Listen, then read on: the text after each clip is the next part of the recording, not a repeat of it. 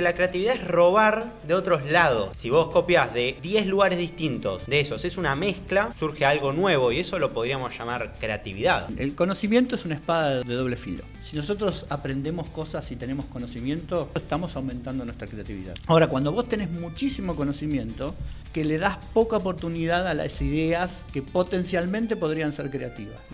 Un estudiante universitario, un profesor y un debate sobre la vida universitaria, profesional y de emprendimiento, mezclado con entrevistas y actualidad. Bienvenidos a Hackeando el Diploma.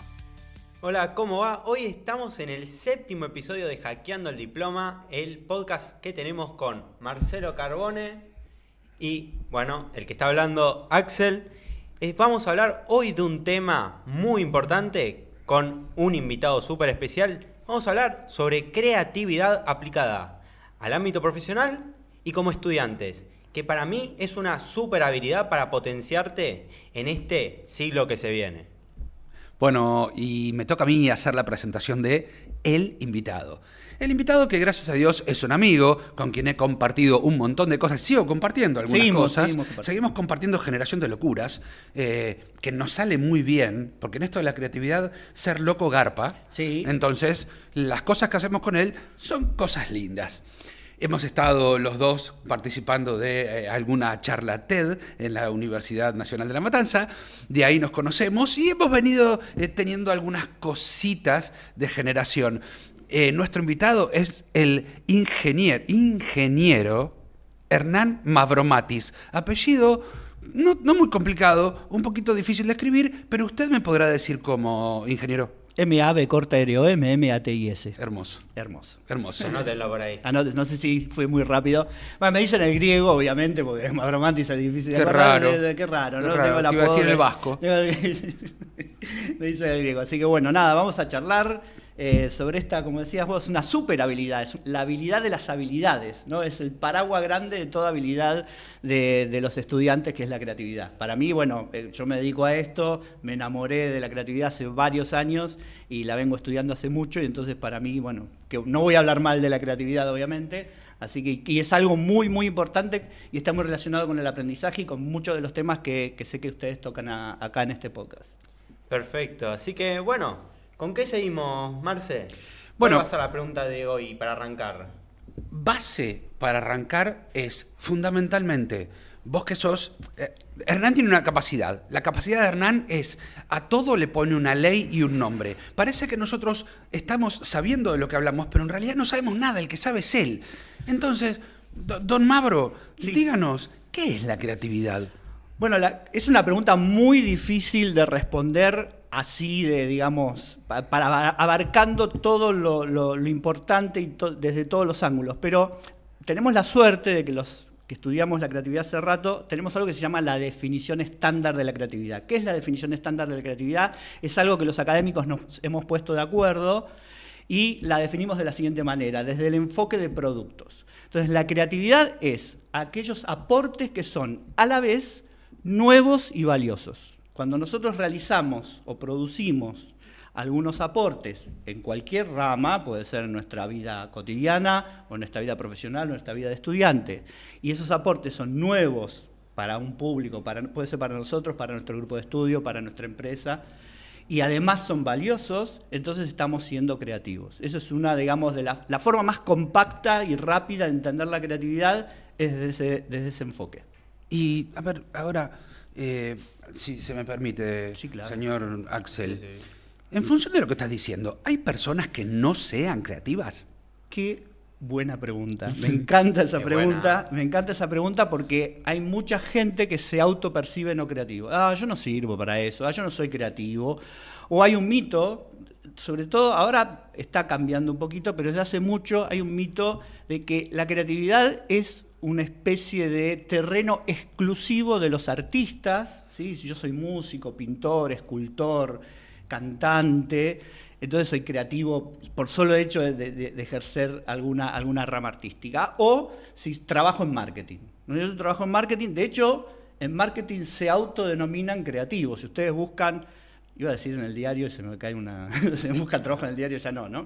Pero digo, si ustedes buscan en algunas páginas de trabajo y leen la descripción de buscamos creativos, no está refiriéndose a que vos tengas esa habilidad para trabajar en cualquier lado. Están buscando a personas que trabajen en marketing, que generen campañas de marketing, ideas de marketing y comunicación. Entonces, eso es como se apropiaron porque de alguna manera una de las técnicas más populares y conocidas es el brainstorming, y la persona que creó el brainstorming, que es Alex Osborne, lo hizo en el campo de la publicidad. Entonces, medio como que son como los pioneros de la implementación de técnicas de creatividad, pero eso no quiere decir que la creatividad no sea una capacidad humana de todas las personas. Ahora, la tenemos, voy a usar el lenguaje de mi tío Aristóteles, la tenemos en potencia, ¿sí?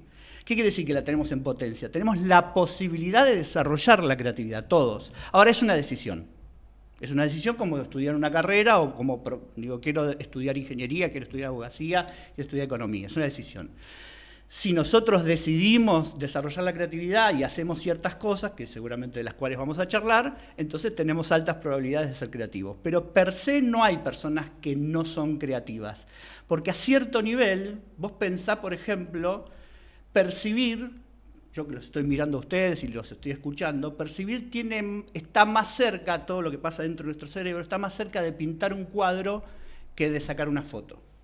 ¿Qué quiere decir esto? Que cuando nosotros percibimos y miramos a alguien o entendemos, ponemos de nosotros, parte de nosotros, lo percibimos con unos anteojos, las emociones modulan nuestra percepción y ahí estamos creando, ¿sí? Esto se ve por ejemplo, en las ilusiones ópticas, que pasan porque creamos, nuestro cerebro termina acomodando la información, no es que saca una foto. No, tengo un montón de cosas, me está llamando a la atención. Entonces pasa eso, por eso nosotros podemos tener 30 alumnos, damos la misma clase y tenemos 30 preguntas distintas, Exacto. 30 interpretaciones distintas, 30 cosas distintas. ¿Por qué? Y porque cada uno le pone, yo siempre le digo a los chicos, yo los conozco a ustedes por el tipo de pregunta que hacen. Yo los conozco a los alumnos, entonces pregúntame, digo, le interesa tal cosa, este está obsesionado con tal otra. ¿Por qué? Y porque las preguntas de alguna manera lo que hacen es mostrar tu interés, mostrar tu preocupación y poner de eso que todos tenemos para justamente ser creativos. Y en esto, cuando decimos que alguien no es creativo o no, yo no soy creativo, yo vi algo en un libro que se llama Roba como un artista, sí. No sé si ya lo he comentado, sí. Que dice que la creatividad es robar de otros lados. O sea, si vos copiás una idea de un lugar y lo ponés como si fuera tuyo, es plagio. Ahora, si vos copiás de 10 lugares distintos de esos, es una mezcla, surge algo nuevo y eso lo podríamos llamar creatividad. Bien, hermosa la pregunta también porque me das pie para tocar un tema que me encanta, que es el creatio ex nihilo. También además de boludeces, hablo latín. Mirá vos. Sí, Tipo latín del completo, interior. Del interior. Creatio ex nihilo quiere decir crear de la nada. Y es un dogma de las relaciones judío-cristianas, y cuando se desplegó la religión judío-cristiana, la creatividad pasó a ser dominio exclusivo de la divinidad. ¿Y cómo crea Dios? De la nada. Si uno va al Génesis, dice tú, hizo la luz, prendió esto, todo, de la nada. No había nada y de pronto empezó a haber algo. Y esa creatividad de alguna manera es una creatividad aspiracional para todos los que profesan esa religión. Decís, bueno, el modelo de creación divina es crear de la nada. Tanto así que en la década del 80, los primeros 3 años, la Real Academia Española, cuando introdujo el término creatividad es un término muy nuevo, como palabra, como concepto. Pero no lo sabía. Es muy nuevo y entró a los diccionarios en el 83 más o menos. Entonces, si ustedes, ahí todos los que tienen abuelos y van a la casa de sus abuelos y tienen diccionario, jueguen, a ver si averigüen de qué época es el diccionario y hagan una apuesta a sus abuelos, a que no encontrás la palabra creatividad en tu diccionario, abuelo. Y si es antes de 1980 no lo van a encontrar. Asegúrense de 1980 para tener este margen. Entonces, ¿y ahí qué dice? ¿Cuál es la definición? Crear es producir algo de la nada. ¿Y de dónde viene eso? Viene de la creatividad divina. Pero esto no es así. Los humanos no producimos de la nada, necesitamos cosas. Ahora, me surge una pregunta / comentario / duda existencial. Porque, sí, perdón que sea tan amplio. Está perfecto. Yo tengo un montón de dudas existenciales. Cuando le digo a mis alumnos en clase, chicos, la analogía es creatividad. Sí. Porque ustedes pueden aplicar creativamente modelos de la realidad entre ciencias, entre técnicas, entre materias, entre distintos tipos de conocimiento, porque los conocimientos que tenemos no son todos iguales, de hecho varía uno con otro. Ahora, ¿vos considerás, o al menos sabés, ¿no? Porque considerás una cosa, pero saber es otra, si la analogía es realmente creatividad cuando yo paso soluciones entre técnicas, entre conocimientos o entre ciencias? Bueno, voy a hacer honor a tu presentación, que me dijiste que le pongo nombre a todo. Sí, qué lindo. Lo que acabas de explicar es el uso de las analogías para generar ideas nuevas, eso se llama cinéctica, lo inventó Gordon en el 61, creo por ahí, que tiene una consultora del mismo nombre.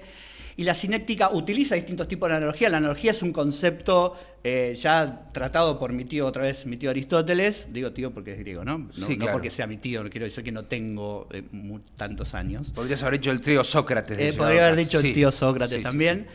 Entonces, como muy bien vos decís, de hecho yo tengo un proyecto de investigación que parte de lo que estudia es eso, ¿no? Cómo se traslada una práctica de un universo, las analogías se llaman universos, ¿no? Entonces, el universo de la medicina, del universo de la aeronáutica, el universo de la economía, el universo de la ingeniería, uno estudia, los usa como inspiración, eso se llama salto analógico. Vos querés, por ejemplo, generar ideas para un podcast o para un streaming.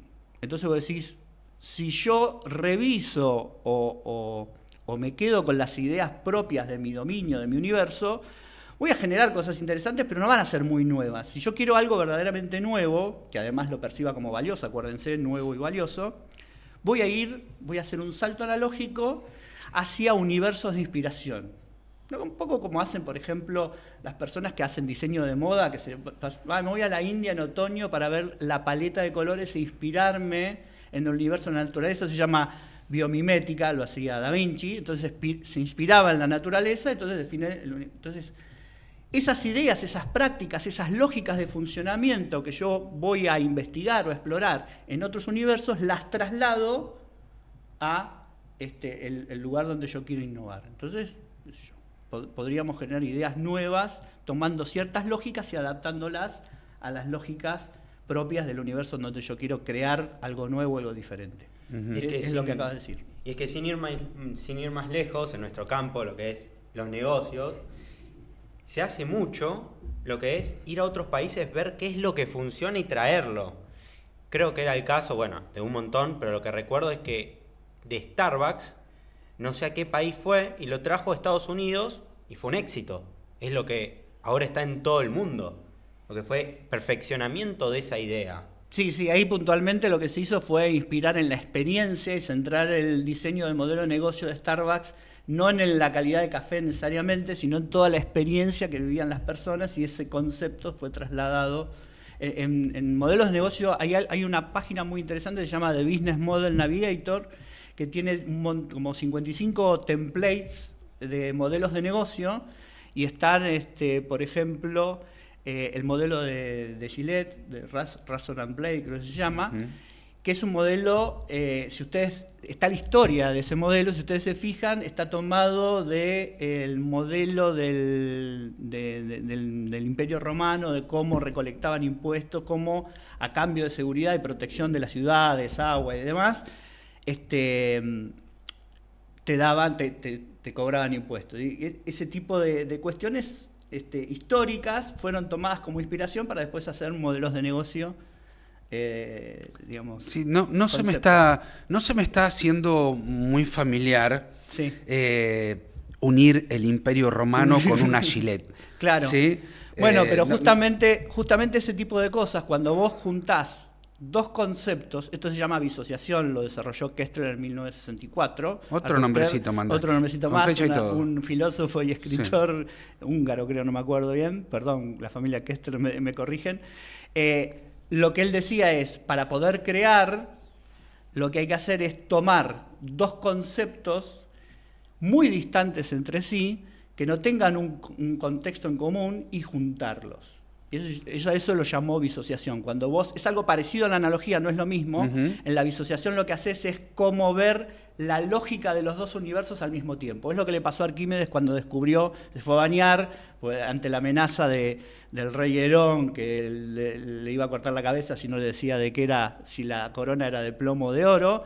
Cuando se fue a bañar, se metió en la bañera, vio que el agua de la bañera subía y dijo, puedo calcular, conociendo el peso específico del oro y del agua, puedo calcular el volumen de la corona sin tocarla, sin modificarla, porque era una corona muy irregular y con la geometría que él sabía no le alcanzaba. Y ver esas dos cosas al mismo tiempo, verse a él mismo bañándose y viendo a la corona sumergida en agua, esas dos lógicas le permitió salvar su vida y decirle al rey que creo que la corona no era de oro, así que el que se la regaló al rey creo que lo mataron.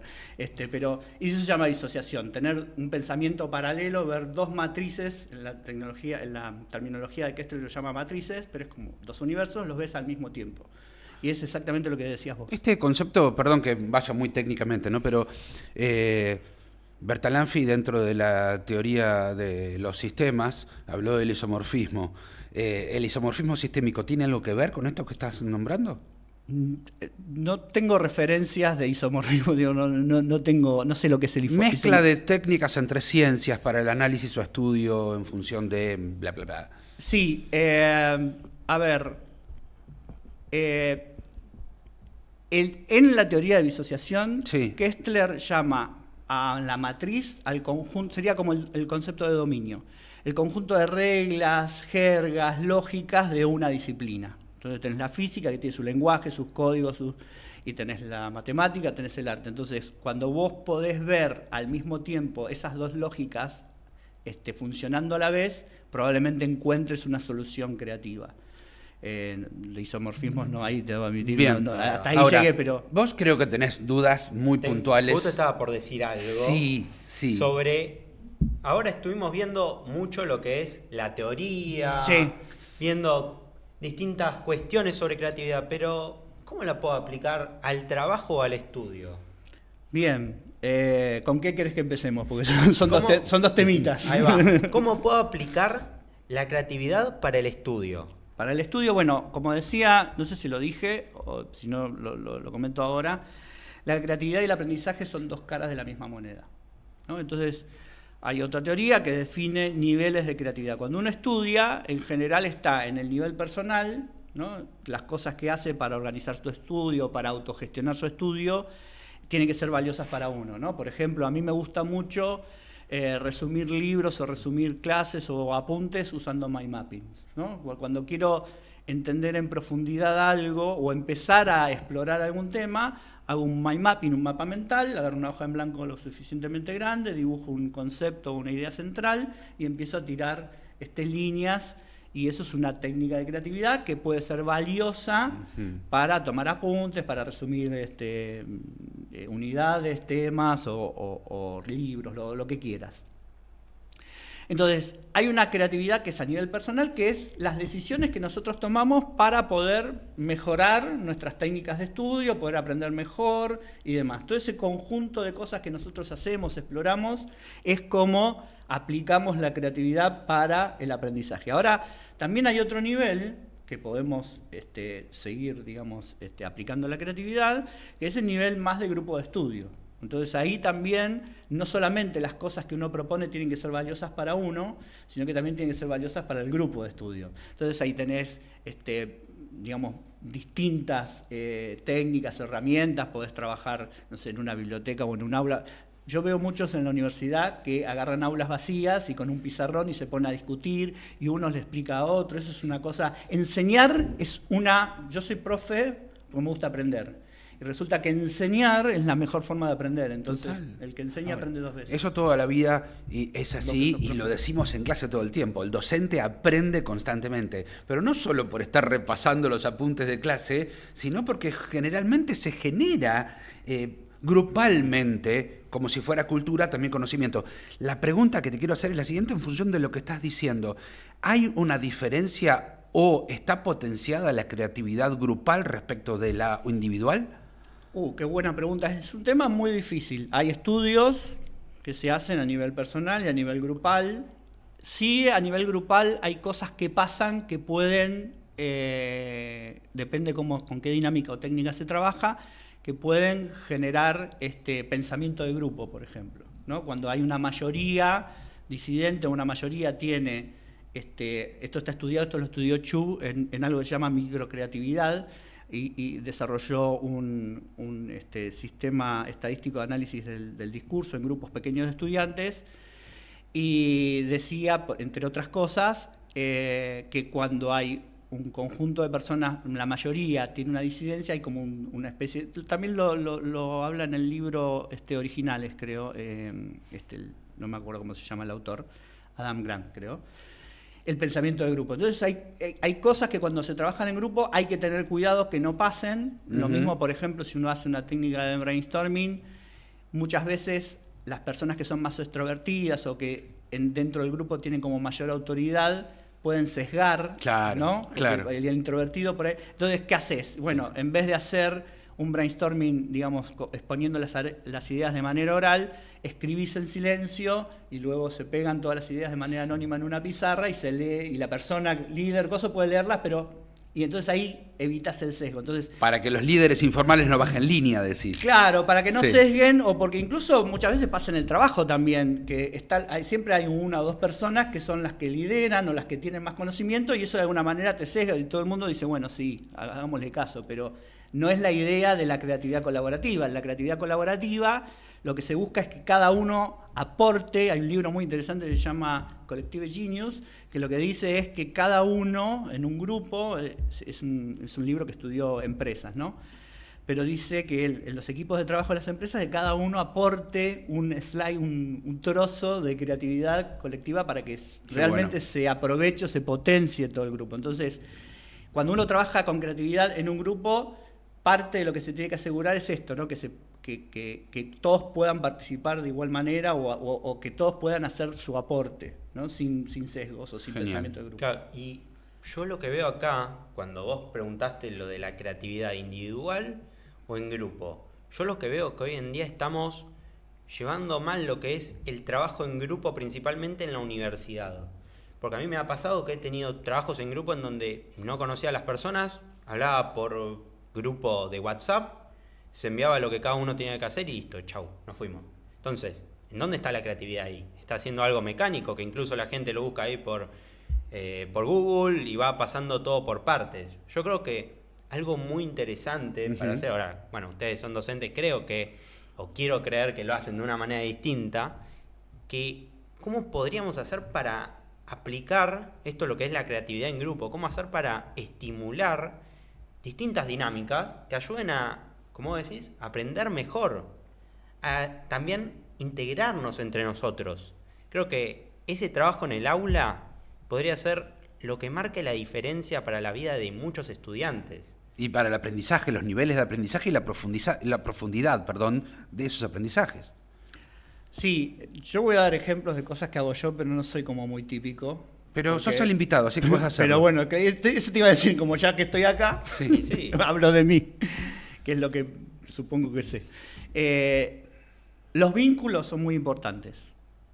Para la creatividad los vínculos son importantes. Si vos querés armar un grupo, trabajar en grupo, en duplas, yo trabajo en duplas, en un cuatrimestre trabajan la mitad en duplas y la mitad en equipos. Los equipos se forman con 3 duplas. Siempre da 2, ¿por qué? Porque por ahí alguno falta, o porque hay que negociar y discutir, debatir ideas, porque por ahí uno se enamora de su idea y no quiere cambiarla, entonces ese pensamiento fijo o por ahí sesga o no permite al otro. Entonces siempre trabajan o de a 2 o de a grupo. En el 2023 empecé a experimentar por una cuestión más de motivación, pero también con cuestiones de aprendizaje, y llevé a los chicos, una de las clases tenía una actividad de 1 hora y pico en la cancha de básquet. Entonces, la idea, otra vez trabajando con analogías como vos mostrabas, era que ciertos conceptos que yo trabajo en la materia, en la asignatura, no solamente los puedan comprender a nivel conceptual, sino que los experimenten, los vivencien. Entonces, por ejemplo, si yo quiero explicar el concepto de pensamiento divergente, entonces yo puedo, a la antigua, El pensamiento divergente es una capacidad que encontró Guilford y la describió en 1900. Y anotá, entonces un tipo ahí están todos anotando. El pensamiento divergente. Listo, queda ahí. Te tomo el parcial de pensamiento divergente, entonces un día antes, sobre todo a la noche, 3 de la mañana, no lo hagan, tienen que dormir antes del parcial. Y pensamiento divergente. Bueno, esa es una forma, digamos, estoy exagerando, pero esa es la forma tradicional. Ahora, yo lo que estoy probando, en base a distintos estudios que estuve leyendo que acompañan el uso del cuerpo en el aprendizaje y cómo aprovechar la corporalidad en el aprendizaje, yo les digo, bueno, intenten encestar la pelota desde distintas distancias y con distintos estilos de tiro, que es básicamente el concepto de pensamiento divergente, explorar alternativas diferentes. Pero en vez de hacerlo con el pensamiento, generando ideas diferentes, enfoques diferentes o soluciones diferentes, lo que estoy haciendo es que con el cuerpo se pongan en posiciones diferentes, que tiran diferentes. Entonces están experimentando en primera persona lo que es el pensamiento divergente. Pero, ¿qué pasó? Yo hice eso con distintos conceptos, 3 o 4 conceptos para hacer analogías, y ahora pasaron cosas, emergieron cosas que nosotros por ahí no estábamos esperando que pasen. Les hice una encuesta, obviamente, a los chicos para poder tener feedback y ajustar el diseño, y una de las cosas que me decían es, nos pudimos conocer, porque en otra de las actividades uno tiraba con los ojos vendados, tenía que tener como autoconciencia de las posiciones de su cuerpo, y la dupla le decía y le corregía los tiros, digo, estás tirando acá, te estás saltando de la derecha a la izquierda.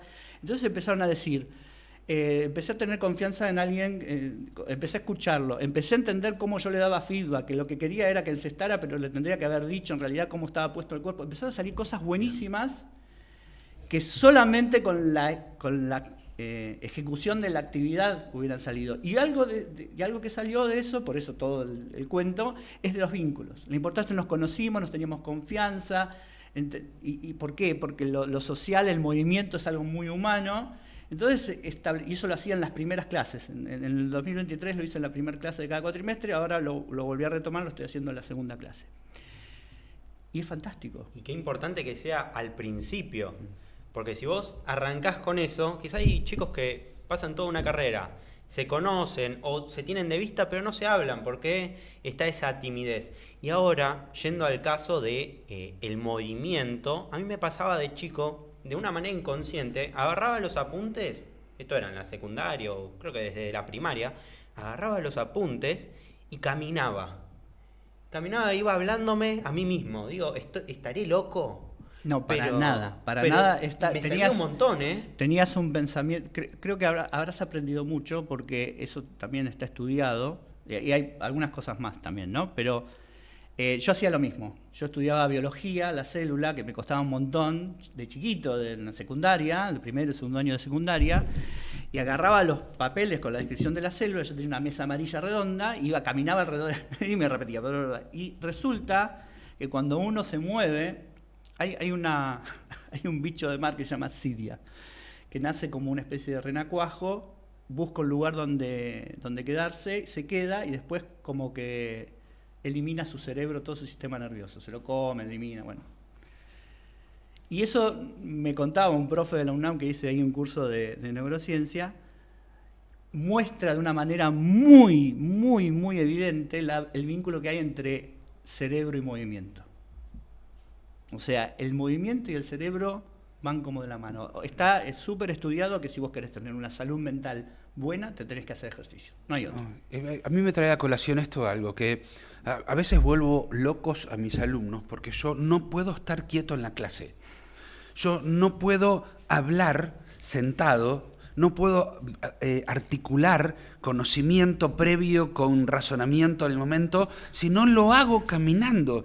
Entonces, también, ¿no? Yo sé, como, digamos, habiendo sido entrenado de alguna forma en oratoria y después de tanto tiempo de clase y de charlas y demás, que de alguna forma yo exteriorizo conocimiento al mismo momento que estoy tratando de captar atención mediante el movimiento, porque son dos cosas que van de la mano, pero no son lo mismo. El movimiento capta atención de los alumnos hacia mí, pero por otra parte, de mí hacia ellos, no puedo transmitir quieto. ¿Por qué? No sé, yo tenía una profe italiana que decía, si a mí me atan las manos no puedo dar clase. ¿No? Bueno, muy Tano. Hay un poco de eso. Muy Tano. Pero bueno, supongo que eso será por la forma de ser, unos tendrán más marcado que otros, pero es cierto que los gestos acompañan mucho. Hay todo un estudio del lenguaje no verbal, no soy experto en el tema, pero sé que existe, y que gesticular también es algo muy humano y que digamos, complementa el mensaje, ¿no? De hacer gestos, silencios, mirar, ¿no? Hay como un montón. Si vos estudiaste oratoria, seguramente habrás encontrado un montón de recursos que no son el discurso o cómo narro algo, sino es, y presten atención, o típico que hacemos, pregunta de parcial. Total. ¿No? Total. Ojo, déjate boludear y anoten. Esto lo subrayan, claro, esto lo resaltan. Entonces, claro, o silencios, ¿no? Por ahí decís algo que querés que reflexionen o piensen y tirás en la creatividad, es innovación y valor. Y te quedas callado. Saber cuándo tirar la bomba. Claro, manejar todo un conjunto de lenguaje por ahí que no es verbal, con gestos, con pausas, con silencios, con expresiones, porque también yo he tenido profes, digámoslo, también hay gente que dice, hola, buenas tardes, conmigo van a ver Introducción al Embole 1. En la unidad 1 va a ser monocorde y discurso. ¿Introducción al embole, dijiste? Sí, Introducción al Embole. Qué interesante. Sí, la cursé yo y bueno, me dormía. Claro, me dormía. te embolaste. Sí, o sea, sí, tal cual. Está bien introducido el embole. Sí, me han pasado muchas cosas. Me fui a anotarme un curso de ansiedad un mes antes de que arranque. Bueno, muchas cosas, pero digo, más allá de... claro, son chistes con inercia, eso sí. se cae después. Pero digo, esto también capta la... O sea, hoy nosotros como profes luchamos contra esto. Contra el celular. El celular. El enemigo número uno. El enemigo número uno porque nos saca atención. Está incluso estudiado que nosotros tenemos distinto rendimiento académico cuando nos ponemos a estudiar si el celular está en otra habitación, en nuestro bolsillo o en la mesa de estudio. Obviamente si está en la mesa de estudio tenemos menos concentración, si está en nuestro bolsillo un poco más, pero sigue siendo mala, y si está en otra habitación es lo ideal para ponerse a estudiar. Digamos, de paso, tiramos algún consejito práctico. Esto es lo que tenemos como FOMO, tener el celular y lo tenemos al lado como pensando que nos vamos a perder algo. Que la historia de la chica que me gusta, la historia de Pepito, a ver qué está haciendo Juancito, y estamos todo el tiempo más pendientes de la vida de los demás que a veces de nuestra propia vida. Entonces, esto en el aula, como lo dicen ustedes, ya lo hemos repetido bastante con Marce, quita un montón de atención y también nos quita mucho rendimiento. Y asimismo, podríamos decir que también creatividad, porque estamos todo el tiempo viendo y consumiendo estímulos en vez de crearlos. A mí una vez me dijeron, o vi en un video, y algo que me impactó, dice, ¿por qué estás tanto tiempo viendo, por qué no creando? Claro, vos estás todo el tiempo viendo videos. Y en parte, ¿por qué no los creás? Todos tenemos un mensaje para dar, todos tenemos un mensaje que queremos decir. Si cambiamos eso de consumir a crear, es un cambio enorme, porque mejoramos lo que es la oratoria, el hablar a cámaras, muchas habilidades blandas. ¿Cómo hago para llamar la atención? ¿Qué recursos visuales uso? ¿En dónde me pongo? ¿Cómo grabo? ¿Cómo? Y estás ejercitando un montón de cosas. También creatividad. ¿Qué es lo que digo? Entonces, es un ejercicio que a priori parece complejo, pero es prender la cámara un minuto. Después, de a poco, con la práctica, lo vas a ir mejorando. Y ahí tengo una pregunta yo que va enfocada en algo que ya estuvimos hablando. Hace poco con Hernán festejamos el Día Mundial de la Creatividad. Hicimos una serie de mesas redondas en la universidad con algunos profesionales de distintas áreas, comentando cada uno cómo aplica creatividad en cada uno de sus ámbitos. Ahora, a todo esto, la pregunta era, ¿el conocimiento genera creatividad? Pero cuando el conocimiento que adquirimos no es de calidad, ¿genera creatividad? O sea, eso que sacamos de las redes, que en parte, en algunos casos puede ser conocimiento bueno, malo, regular, pasatista o no, pero ¿qué nos genera en la cabeza? Wow. Muy buena pregunta también. El conocimiento es una espada de doble filo. Uh-huh. Cuando vos tenés mucho, es bueno. Hay una teoría que dice que si yo quiero cuando nosotros estudiamos, para ponerlo más fácil, no hablar tanta teoría, vamos a bajar más allá, ¿no? Si nosotros aprendemos cosas y tenemos conocimiento, estamos estudiando biología, economía, ingeniería, y estamos estudiando una materia de eso, estamos aumentando nuestra creatividad, solo por el hecho de capacitarnos. Si además ejercemos o generamos ejercicio, tenemos práctica o expertise en el campo, también estamos aumentando nuestra creatividad. Acuérdense de novedad y valor, ¿no? La definición que habíamos dado antes. Sí, acuérdense, tengamos presente novedad y valor. Entonces, cuando nosotros tenemos un conocimiento grande de expertos, está bueno porque tenemos conocimiento disponible para emitir juicios críticos respecto de qué cosa puede ser una novedad dentro de nuestro campo. Si yo vengo y te digo, mira, te propongo una cosa, pongámonos 3 micrófonos en una mesa con cámaras y hagamos algo que se llama streaming, que es buenísimo, y decís, flaco, ya está inventado, esto es tarde. Vos decís, pero bueno, yo no tenía ese conocimiento, entonces a mí me va a parecer nuevo por ser ignorante. Entonces, cuando vos tenés un nivel de conocimiento dentro de un campo, tenés esa experiencia como para poder decir y evaluar qué cosa es nueva, qué cosa no es nueva y qué cosa es valiosa o qué cosa no es valiosa. Esa es la parte, el lado positivo del conocimiento. Ahora, cuando vos tenés muchísimo conocimiento, pasa también que le das poca oportunidad a las ideas que potencialmente podrían ser creativas, ¿no? La creatividad, esto que yo decía, todos somos creativos en potencia, la creatividad ahora en las nuevas teorías se está poniendo este concepto como cambiando o evolucionando la definición estándar de creatividad. Algunos autores proponen que sea novedad y valor en potencia. Es decir, en vez de que nuestras producciones sean productos terminados, sean episodios productivos. O sea, en realidad la creatividad es un proceso que se da a lo largo del tiempo y que en algunas instancias de estas producciones que nosotros hacemos hay un contexto en donde se lo valora y se lo ve valioso y se lo ve nuevo. Pero digo, no necesariamente es algo de one shot, es algo que va evolucionando en el tiempo.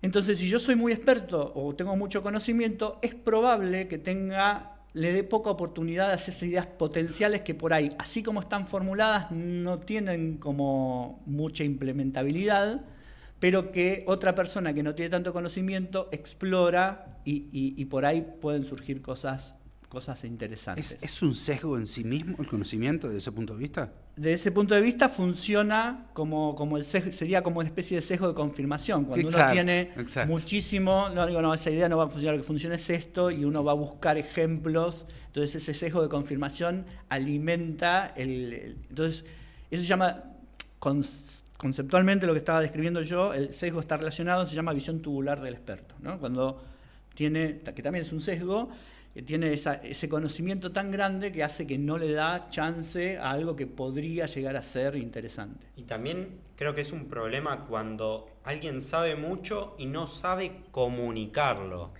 Entonces, a veces tenemos a alguien que sabe un montón. Por ejemplo, doctores en la facultad que saben de derecho, es decir, doctores en derecho, como se le dice, y te lo explican de una manera tan cuadrada que después no entendés nada. Bueno, lo leo del código, de donde sea, pero no me está aportando ningún valor, y después vos lo ves hablando y decís, sabe un montón, pero ¿para qué sos docente? No lo puede entonces? Comunicar. Claramente. Ahora, quiero volver a algo que vos preguntaste, Axel, y que para mí es importante, para los tres es importante desde distintos puntos de vista, porque estamos en época de parciales. No sé cuándo nuestros seguidores van a escuchar este capítulo, pero hoy estamos en época de preparación de primeros parciales. Y la pregunta es, como nosotros siempre decimos en nuestras charlas universitarias, cada uno tiene una forma ideal para estudiar o una más eficiente para estudiar, ¿cómo la creatividad se pone en juego para encontrar esa forma personal de estudio? Bien, un poco es la exploración justamente de las cosas que son valiosas para uno, y está relacionado con lo que decía Axel hace un rato, la diferencia entre consumir y crear. Cuando estudiamos, tenemos esas dos cosas también. Tenemos una parte de estudio que implica el consumir contenido, pero también para potenciar nuestro aprendizaje utilizando la creatividad tenemos la capacidad de generar cosas a partir de lo que de ese conocimiento que estamos consumiendo. Entonces, por eso el que enseña aprende 2 veces. Entonces, si vos Total. cuando estudiás solamente consumís, tenés un cierto nivel de aprendizaje. Ahora, si vos usás ese conocimiento que consumiste para crear algo, como decías vos, un video de TikTok, para hacer una presentación oral y grabarte y escucharte y ver qué palabras usás, dónde te trabas, cuáles son los conceptos que explicás de manera más fluida, cuáles son los conceptos que no. Estás generando contenido, por más que no lo publiques, estás generando contenido, usás tu creatividad porque estás creando algo que es nuevo y valioso para vos, porque por ahí nunca se te había ocurrido grabarte cuando tenés que hacer una presentación oral, incluso los gestos, cómo te parás. Yo a los alumnos a veces les digo, che, no, sacate la mano del bolsillo, no mires para abajo, no te rasques la rodilla. O sea, el cuerpo comunica un montón de cosas. Y bueno, podés hacer eso y podés hacer un montón de cosas. Podés hacer mind mapping, podés usar, pedirle a ChatGPT que se ponga, que busque algún aspecto crítico de las cosas que vos le decís o que te haga preguntas. Podés escribir, como creo que mencionabas en algún episodio anterior, armar flashcards y dar vuelta y estudiar de esa manera. Entonces, hay un espacio muy interesante para ser creativo cuando uno aprende. Y con distintas tecnologías, con distintas metodologías de estudio. Y parte de entender, a mí lo que me sirve es explicar. Yo, digamos, antes de ser profe, nos juntábamos en mi grupo de estudio. Lo que hacíamos, teníamos un nivel, ¿no? Primero estudiábamos por nuestra cuenta para no ir a preguntarnos, che, ¿qué es una cuadrática? Por ejemplo, en matemática. Entonces, cada uno estudiaba hasta que llegaba más o menos a un cierto nivel. Después, uno explicaba, che, no, ¿cómo se encuentran los polos? Esto, así, lo otro. Y a mí me cuesta esto. Entonces, uno le explicaba al otro. Y esa manera a mí me resultaba mucho, ¿no? Hay gente que no puede estudiar en grupo, conozco gente que, no, yo en grupo no estudio, déjenme tranquilo en la biblioteca silenciosa, leo todo, y yo ahí, bueno, perfecto, encontraste una manera, digo, no es obligatorio, digamos, hay gente que subraya, que es muy visual, se hace mind mappings o resúmenes, y hay gente que le sirve. Parte de la creatividad es el pensamiento divergente, y ese pensamiento divergente lo que te propone es explorar alternativas de técnicas y metodologías y encontrar cuál es la que te sirve. Y uno tiene que explorar cuáles son porque no hay una receta universal. Hay recomendaciones genéricas que uno, en función de cómo es y los intereses que tiene y la experiencia, las puede ir adaptando, pero no hay como recetas universales. Y creo que quedó una pregunta ahí perdida, porque hablamos de cómo aplicar la creatividad al estudio. Ahora, ¿cómo aplicamos la creatividad a nuestro trabajo?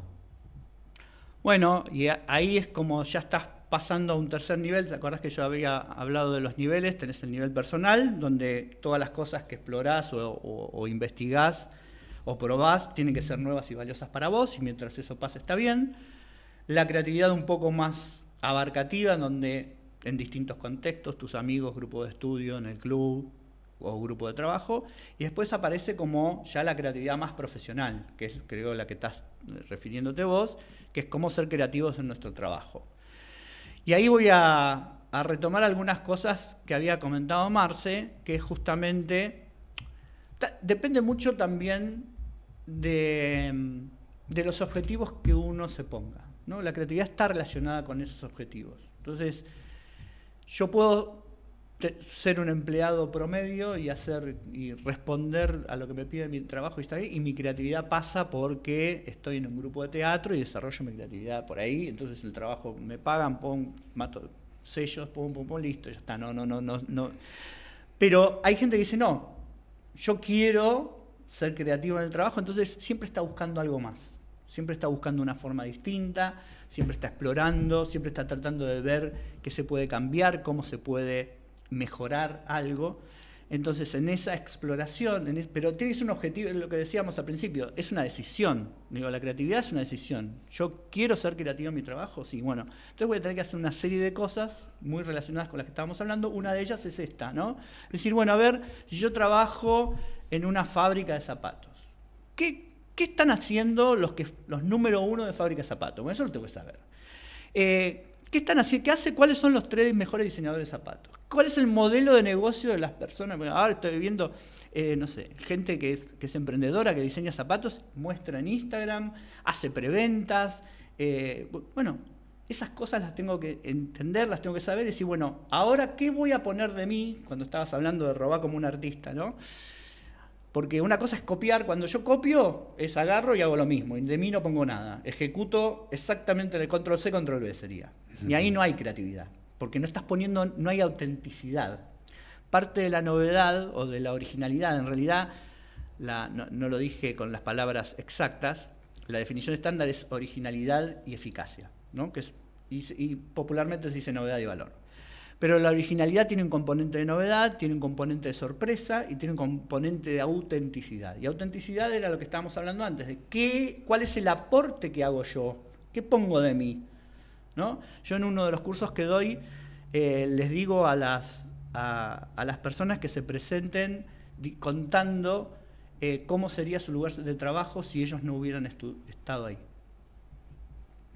Es una manera de ponerse a pensar, digo, yo soy un engranaje más que hago cosas y si me voy no pasa nada, o cuál es el aporte diferencial que estoy haciendo en mi trabajo. Y ahí los que estudiamos administración sabemos que esto, desde los albores de los principios de administración y la escuela de las relaciones humanas, el Mayo, década del 20, siglo pasado, decía que la gente es creativa cuando se lo permiten.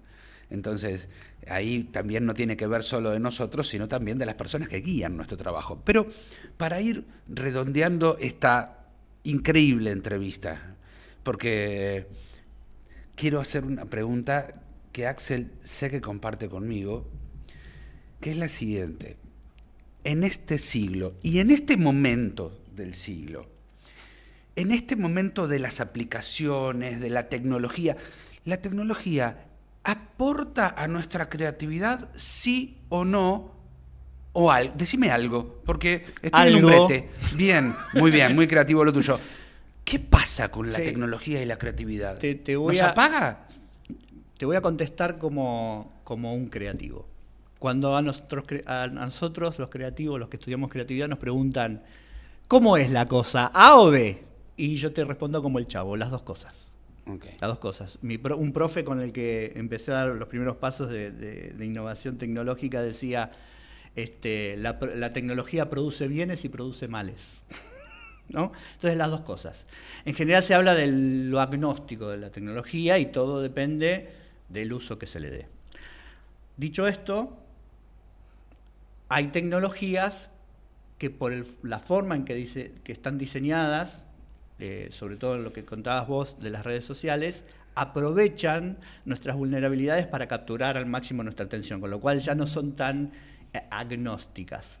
Entonces, lo que hay que saber de la tecnología es que hasta tanto se demuestre lo contrario, y que estamos con la inteligencia artificial creando una especie de vida artificial, que eso todavía falta mucho para que pase, lo que nosotros tenemos como la tecnología es un medio. Entonces, depende cómo lo usemos. Si lo usamos y estamos para consumir y seguir así todo el tiempo y consumimos y no creamos nada, no nos va a servir para crear. Si lo usamos de una manera generativa, en donde podemos aprovechar y apalancar, la tecnología lo que hace es potenciar nuestras capacidades. Desde el telescopio de Galileo hasta el microscopio, se nos empiezan a abrir mundos, podemos hacer... nosotros no podríamos hablarle a tantas personas si no tuviéramos micrófono, tecnología, cámaras, transmisión por internet. Genial. Entonces, la tecnología amplifica todo lo que queremos hacer. Ahora, ¿qué queremos hacer? Y como última pregunta, y no por eso menos importante, ¿la IA va a afectar a nuestra creatividad? Ya lo está haciendo. Ya lo está haciendo y, permíteme el momento ñoño nosotros los que estudiamos creatividad estamos en un momento increíble porque lo que está pasando es que por culpa de todas las cosas que está haciendo la IA generativa, hay muchas personas, muchos académicos que están repensando qué es la creatividad humana. O sea, hay que redefinir la creatividad. Esta definición de cosas nuevas y valiosas, que es el perfil de producto, lo puede hacer un ChatGPT o lo puede hacer cualquier, inteligencia artificial generativa que genere música, video, imágenes, audio, texto. Entonces, parte de mi trabajo, volviendo a la parte del básquet, de exploración del cuerpo y del uso del cuerpo del aprendizaje, es encontrar algún lugar donde la IA todavía no sintetizó o no hay un equivalente artificial, las emociones, el cuerpo. Hay robots ahora, hay algo que se llama embodiment, que es meter una inteligencia artificial dentro de un cuerpo robótico, y se están haciendo pruebas en hogares y en fábricas para ver cómo aprenden esas inteligencias artificiales corpóreas.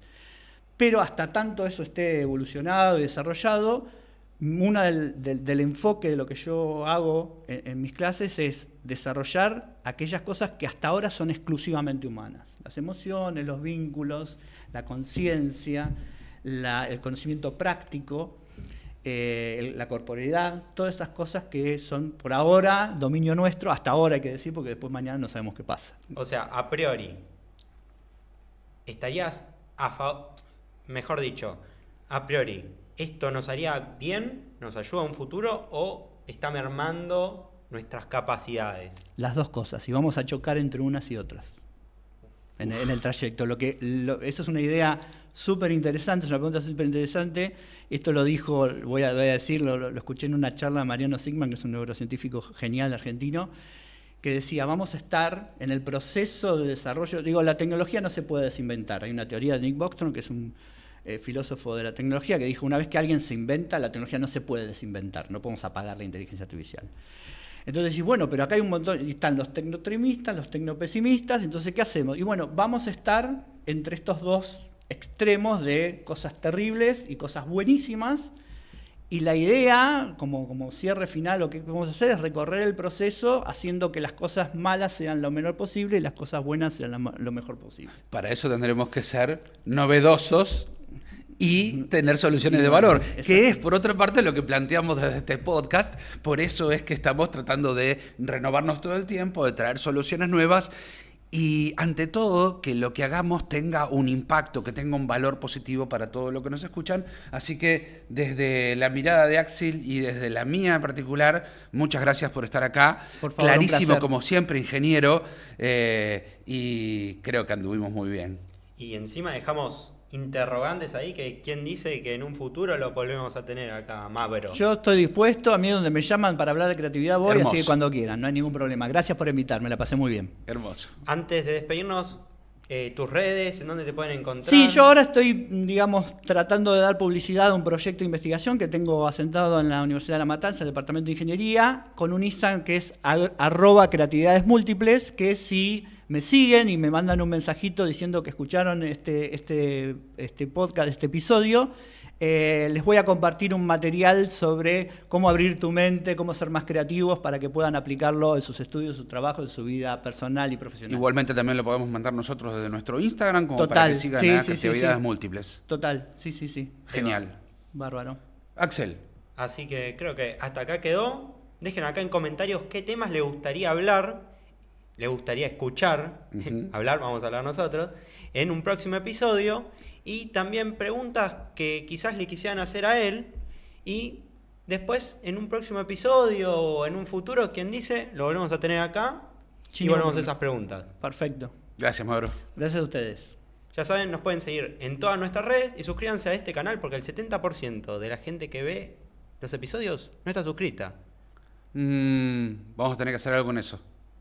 Suscripción, por favor. Campanita, por favor. Deberíamos ser más creativos como para pedirlo, ¿no? Sí, la verdad que sí, porque sonó viejo. Sí. No, Bueno. Pensamos algunas ideas ahora, cortamos y pensamos algunas ideas. Quédense tranquilos. Nah, ya está. ¿Ya está? ¿Listo? La creatividad está sucediendo ahora. Es el Perfecto, momento. perfecto. Bueno, hagan preguntas, escriban, hagan comentarios, suscríbanse. Muchas gracias. Gracias a ustedes. Gracias. Y nosotros nos vemos en el próximo episodio. 1, 2, 3. ¡Ánimo!